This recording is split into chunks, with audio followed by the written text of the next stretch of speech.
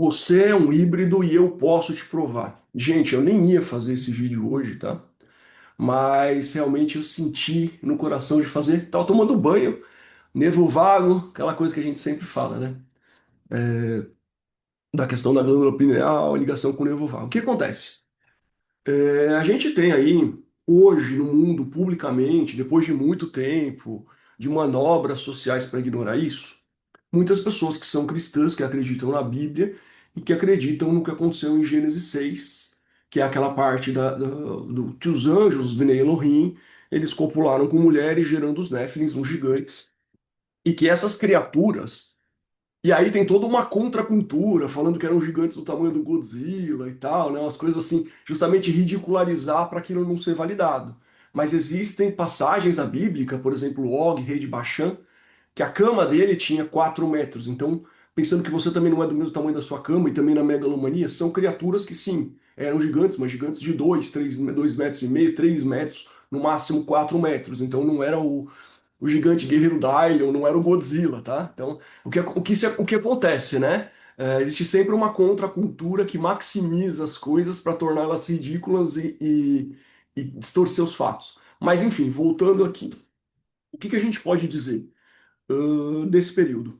Nesse período, o mundo ele foi tão contaminado por essas criaturas e por aqueles 200 sentinelas que estão ali no livro de Enoque e que passaram para o mundo vários conhecimentos que o mundo foi hibridizado. Então, naquele período ali aconteceram desenvolvimentos tecnológicos que a gente não tem até hoje, tanto que a gente não consegue explicar de verdade o sistema de comunicação entre as pirâmides, o fato de existirem pirâmides em vários lugares do mundo, embaixo da terra, embaixo da água, no subterrâneo e tudo mais.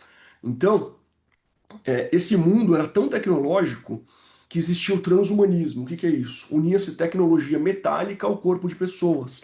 Eu, na minha lua de mel, fui para Cancún e fui para um templo chamado Chichen Itza, lá no México, em que na parede tem várias imagens de crânios de homens e crianças que foram amassados e misturados com metais. E eram umas coisas que não eram simplesmente um enfeite ou uma armadura. Parecia tecnológico, mandíbulas, é um negócio impressionante. Tem uma parede inteira com esses crânios, com esses desenhos. Nesse mesmo lugar, que é o Chichen Itza, pra vocês terem uma ideia, tem um altar lá, que são duas colunas, que todo solstício de verão e solstício de inverno, o sol fica exatamente no meio das colunas. Tem um outro ponto lá, porque é uma pirâmide, aquelas pirâmides retas, que o sol bate e o sol reflete e forma a imagem de uma serpente descendo, um holograma natural. Isso existe até hoje, pode ser visto 2 vezes por ano lá. Só que nessa época do ano fica super, ultra, mega lotado lá. Então, assim, tem uma outra questão lá, que acho que chamava coluna de mil muros, ou muro de 1000 colunas, que são umas colunas que são intercaladas, assim, que se você vê de longe, parece que tem milhares de colunas, e faz um holograma como se tivesse muito mais soldados do que tem. Então, existe ainda hoje resquícios dessa tecnologia. O mundo era ultra, mega tecnológico. Só que o DNA humano ele tinha sido corrompido.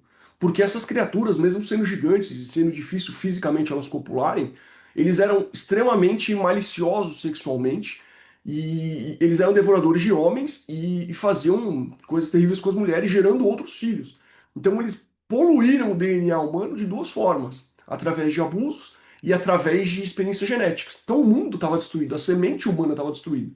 E aí o que Deus, na sua imensa bondade, fez? Ele sondou o coração do homem no mundo e achou Noé, falou, putz, dá para salvar.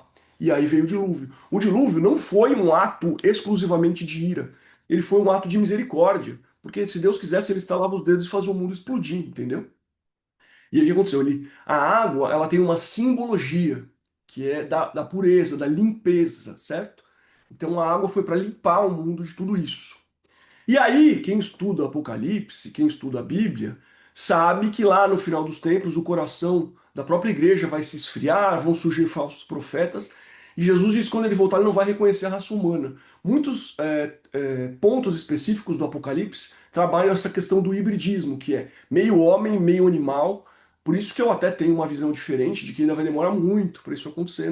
Eu tenho a data, né? Eu tenho uma data estimada.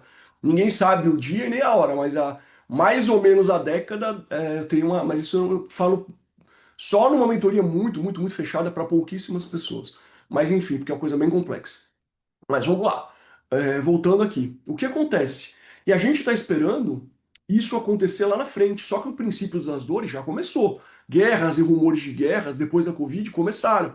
Teve os problemas em Israel, teve os problemas na Rússia. Então, assim, o início do parto das dores, que vai levar X anos na minha cabeça, são muitos anos, mas já começou. E o hibridismo já começou, gente. Você é um híbrido e você não percebe. Você fala, eu não sou híbrido, eu sou só de carne. Às vezes eu tenho uma aliança, um relógio, uma obturação, sei lá, um... O próprio óculos é uma coisa que é antinatural, se você parar pra pensar, né? Que foi lançada mais atrás. O óculos é uma coisa antinatural, não é natural. E aí por diante. Mas assim, qualquer coisa que é um acessório já não é a tua natureza biológica, que você nasceu lá peladinho, peladinha, sem nada, certo? Mas o ponto é o seguinte: o que é um hibridismo para o conceito? Aí vamos falar um conceito mais amplo de hibridismo. É metade uma coisa, metade outra. Como se você tivesse um. Vamos supor que eu tivesse um braço biônico, certo? Que é aquela filosofia cyberpunk. Então eu tenho um braço, que é um braço robótico, e ele me dá mais força, ele me dá algum tipo de vantagem, e eu abro mão da minha humanidade para ter esse braço robótico. Vamos supor que eu fizesse isso voluntariamente. Então eu estou ceifando a minha própria natureza para ter mais força. Essa é a troca, né? É sempre uma promessa de poder ou de alguma vantagem muito grande em detrimento da sua própria natureza, do que Deus te deu. Mas o ponto é o seguinte: se você for analisar, e é isso que eu estava pensando, nos conceitos amplos de organelas, organismos, órgãos, o que que é um órgão? Um órgão é um componente de um corpo, né? O corpo é formado por vários órgãos que exercem funções interdependentes, ou seja, que existe uma dependência entre elas. Hoje, gente, o celular ele está funcionando quase como um órgão. O próprio nome celular, que vem de célula, de uma coisa única, avulsa, é justamente para ele ficar acoplado aqui no seu cérebro, te sugando e colocando coisa na sua cabeça. Você não consegue ficar uma semana com o celular desligado, nem nas suas férias. Você não consegue. A partir do momento que existe uma interdependência entre o seu sistema límbico, tem as suas programações, o seu cérebro e o aparelho celular, ele se torna um órgão. Literalmente. Ele é um órgão. Vou te dar um exemplo. Se amputarem o seu pé, você vai mancando, certo? E você depois vai aprender a viver sem isso. Se tiram o teu celular hoje, se tira a internet hoje, não tem mais internet no mundo. Como que a maioria das pessoas vai reagir? Muitas não vão saber o que fazer. Tem gente que não sabe dirigir sem o Waze e Google Maps. Tem gente que não consegue namorar sem o Tinder, esses aplicativos de namoro. Eu nem conheço, mas assim, às vezes eu vejo, pô, sou casado há muitos anos e namoro desde, sei lá, 2000, não, desde 2006, sei lá, não, desde 29 de março de 2006. Mas o ponto é o seguinte: hum, você não consegue se relacionar. Tem pessoas que não conseguem sobreviver ao tédio, que é uma coisa muito boa. Já gravei vídeo sobre isso. Para você ter criação, para você ter tudo, você sair das telas. As pessoas não conseguem sobreviver. Então, assim, a internet ela virou um órgão interdependente do nosso corpo através do celular, principalmente. Tem gente old school que ainda tá que nem aqui, eu tenho um computador que eu tô gravando, que gosta do computador e tal. Mas é muito raro hoje você ver um cara trancado no computador, a não ser os que estão viciados em jogos eletrônicos, que também é um vício ligado a uma dependência. É uma dependência química do teu cérebro de dopamina. Você ficar jogando, sei lá, 15 horas seguidas de LoL, de Counter-Strike, do jogo que for, de carro, whatever, Forza. O ponto é, hoje nós já somos híbridos. Tem uma tese que diz que a marca da besta está na mão e na testa, é o próprio celular, tá? É o próprio celular. E que você porque você está com ela na mão e quando você olha para o celular na testa. Essa tese eu não fecho com ela, não fecho com ela, não falo é isso, mas eu tenho uma mente aberta para isso. Por quê? Por exemplo, na China você não consegue comprar e vender sem celular, que é o que está na Bíblia. Você não consegue.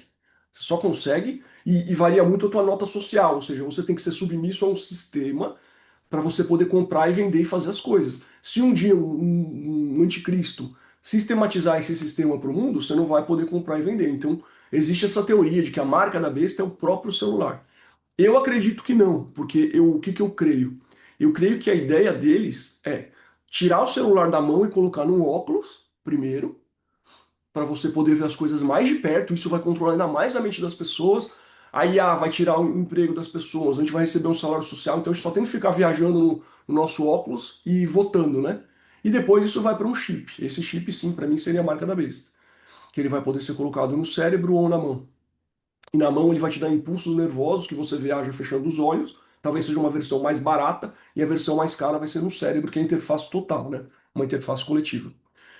Mas enfim, o celular, ele é como se fosse um protótipo disso. Então eu vou te dar um exemplo. O cara quer lançar um carro de Fórmula 1 para correr numa pista, mas antes ele pega um carro de corrida esportivo, entendeu? Sei lá, um Porsche, um carro de corrida que tem uma boa autonomia. Eu não entendo tanto assim de carros para te falar uma marca específica que tenha boa autonomia. Esses que correm turismo, entendeu? Eu acho que Porsche, tem muitos carros japoneses, acho que Mazda. Então, isso é testado, ó, legal. As pessoas gostam de velocidade, então eu vou lançar a Fórmula 1. É mais ou menos isso. O celular é isso. É muito mais fácil hoje dominar as pessoas do que era antes. Se você não consegue ficar 24 horas sem olhar para uma tela, e detalhe, 90% do tempo que a gente olha para uma tela são besteiras, coisas inúteis. Eu estou relendo esse livro aqui, ó. Cadê? Já é a segunda vez que eu leio ele, Essencialismo, para você buscar o que é essencial. E assim, gente, o principal que estão fazendo com a gente é fazer a gente perder tempo com coisas não essenciais, deixando a gente alienado e viciado em dopamina. Então hoje você é um ser humano híbrido com o seu celular já. Esse vídeo aqui é um vídeo alerta, tá? Eu não vim aqui te dar lição de moral nem nada.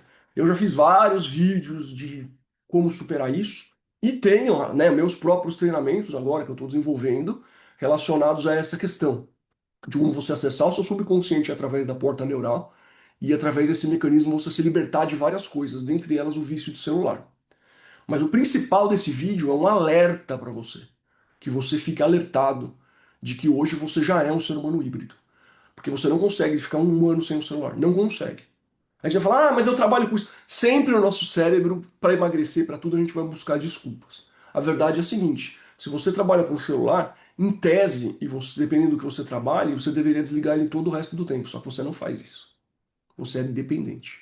Você é um ser humano híbrido. Meu nome é Lucas Marcilli e esse é o canal Restauração SA. Tenham um excelente domingo, todos vocês. Um abraço, reflitam sobre isso, que é importante.